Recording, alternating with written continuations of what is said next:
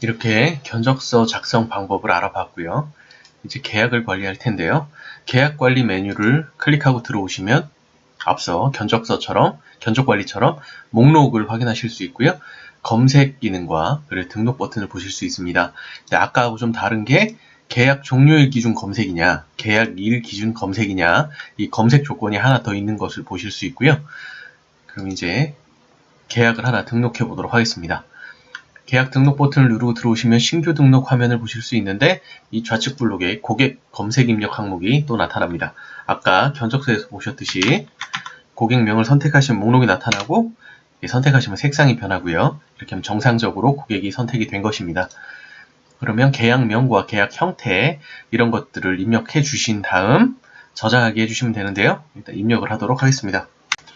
이렇게 내용을 입력하신 다음 이렇게 견적서가 만약에 이제 앞서 우리 견적관리에서 진행했던 견적서가 참고적으로 연결해 둘 필요가 있다면 이렇게 검색하셔서 선택 연결하시면 되고요.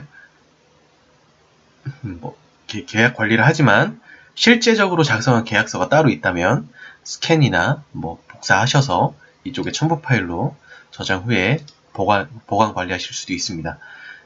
이렇게 저장을 하면 아까는 없었던 우측의 블록 세 가지가 나타납니다. 하나는 수금 일정, 그리고 지출 원가, 납품 일정 이렇게 세 가지의 블록이 나타나는 것을 보실 수 있고요. 이 세 가지 블록을 통해서 이 계약에 대한 수금, 그리고 원가 지출, 그리고 계약에 대한 납품 이것들을 관리하게 됩니다. 일단 수금 일정부터 살펴보겠습니다. 계약을 하게 되면 계약금이나 잔금, 중도금 이런 것들이 발생을 하죠. 그럼 수금 일자로 하고 메모에 계약금 이런 식으로 써주시고 계약 금액으로 500만원 이런 식으로 하신 다음에요. 세액이 있다 그러면 여기다가 세액을 입력해 주시면 되고요. 세액이 없으면 입력하실 필요는 없는데 간혹 우리가 500만원에 세액 포함 이렇게 계산을 하는 경우가 있죠. 그럴 때는 계산이 복잡하니까 계산기를 선택해 주시고요. 500만원에 세액 포함 이런 식으로 선택을 해주시면 자동으로 계산이 돼서 입력하기 해주시면 이렇게 값이 바로 들어옵니다.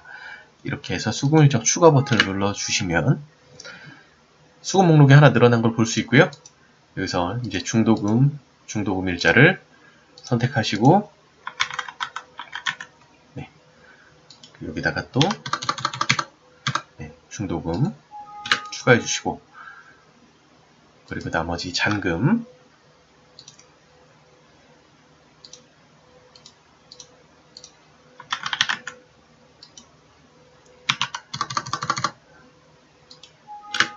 이렇게 입력을 해주시면 세 가지 건에 대해서 합계가 어떻게 됐다 이렇게 나오고요.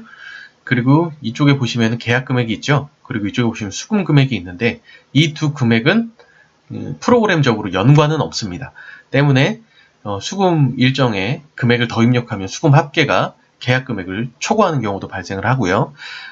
이렇게 제작이 된 이유가 뭐냐면 보통 계약을 해서 진행을 하지만 계약은 이렇게 됐고 근데 진행을 하다 보면 추가 금액이 발생하는 경우들이 간혹 있고요. 계약했던 것보다 적게 되는 경우는 있을 수도 있고 없을 수도 있지만 때문에 수금에 대한 금액과 계약에 대한 금액이 이제 관리적으로 프로그램적으로 제한되도록 일치되도록 이렇게 제한이 걸려 있지는 않습니다.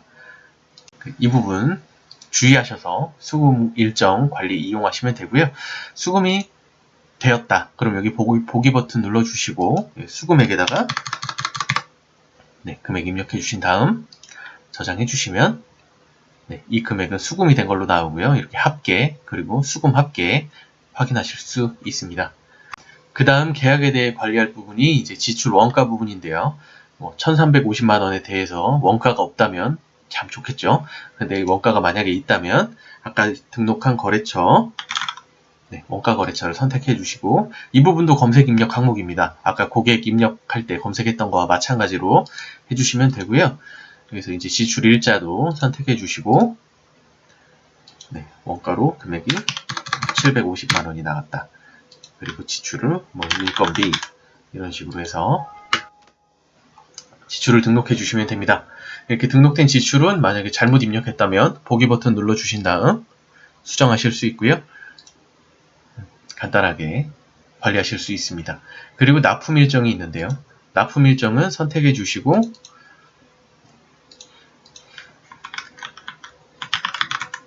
납품 일정 하나 넣고요. 방금은 제가 테스트하면서 창을 2개 열어서 이게 중복 입력 제한에 대한 오류가 발생한 거고요. 다시 진행을 해보면 납품 일정을 해주시고 추가해 주시고요. 그리고 납품 일정이 만약에 또 있다 그러면 등록해 주시면 됩니다. 이렇게 간단하게 일정만 등록해서 관리하실 수 있고요. 일정을 잘못 등록했다면 이렇게 보기 버튼 누르셔서 수정하시면 됩니다. 그리고 보기 버튼을 누르시면 이 납품에 대해서 이 완료를 했냐, 아직 대기 중이냐 이렇게 선택도 하실 수 있습니다. 이렇게 해서 계약 관리에 대해서 알아봤는데요. 이렇게 등록된 계약은 계약 목록에서 보시면 계약의 형태나 공급가액, 세액, 계약금액, 지출, 그리고 수금에 대한 건 얼마큼 수금이 됐는지, 그리고 지출이 얼마여서 이 계약에 대한 순이익은 얼마인지 또 목록에서도 보실 수 있고요.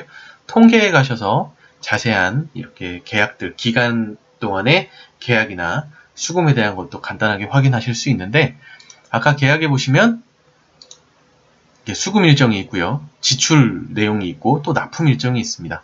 이것들은 수금 관리, 납품 관리, 지출 관리에서 한눈에 모아볼 수 있는데요.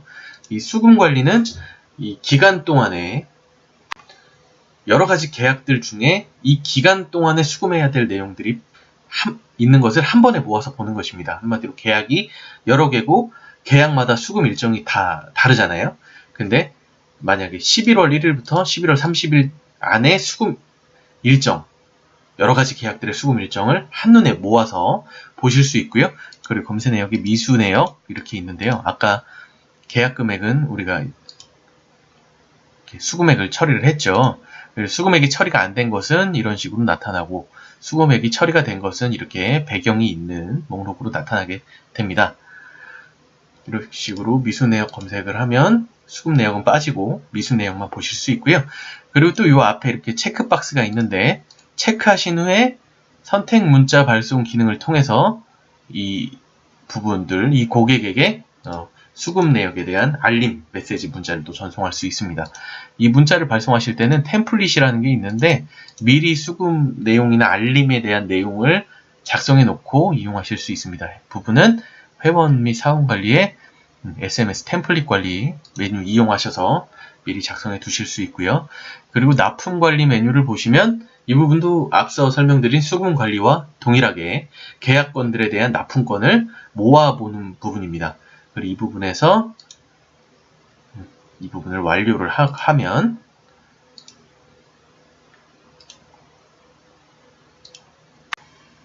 이렇게 완료된 건은 아까 수금된 건처럼 배경이 색상이 있는 목록으로 변경이 되고요. 이렇게 완료 전이나 전체만 또 검색해서 보실 수도 있습니다. 그리고 지출 관리를 보시면 여러 가지 계약에 이제 지출이 계속 들어간다면 그 지출만 또 모아서 이런 식으로 관리하고 볼 수 있습니다. 이렇게 된 것들은 통계에서 지출이 모아진 금액, 그리고 전체 매출 금액, 계약 건수는 몇 건인지, 그리고 계약 건수와 원가 지출에 대한 순이익은 어떻게 되는지. 근데 아까 말씀드렸다시피 계약 금액과 수금 예정 금액은 다를 수 있다고 말씀드렸잖아요. 그래서 밑에 이렇게 수금에 대한 통계도 따로 제공이 됩니다. 이렇게 해서 고객계약관리 프로그램 사용 방법에 대해서 알아봤고요. 기존 앱솔루션에서 제공하는 고객계약관리 프로그램은 홈페이지 서비스를 포함하고 있습니다. PC 홈페이지, 모바일 홈페이지가 포함되어 있고 그 홈페이지의 관리자 모드에 붙어있는 고객계약관리 서비스이기 때문에 이것은 다른 업체가 아니 뭐 다른 사람이 이렇게 들여다보거나 이렇게 볼 수 있는 서비스는 아니고요. 독립적으로 나만 사용할 수 있는 그런 프로그램이 되겠습니다. 홈페이지 사용 방법은 저희 기존 앱솔루션에서 제공하는 이지홈피 사용 방법하고 동일하기 때문에 그 부분은 일전에 업로드한 이지홈피 사용 방법에 대해 영상을 참고해 주시면 될 것 같고요. 지금까지 기존 앱솔루션이었습니다. 감사합니다.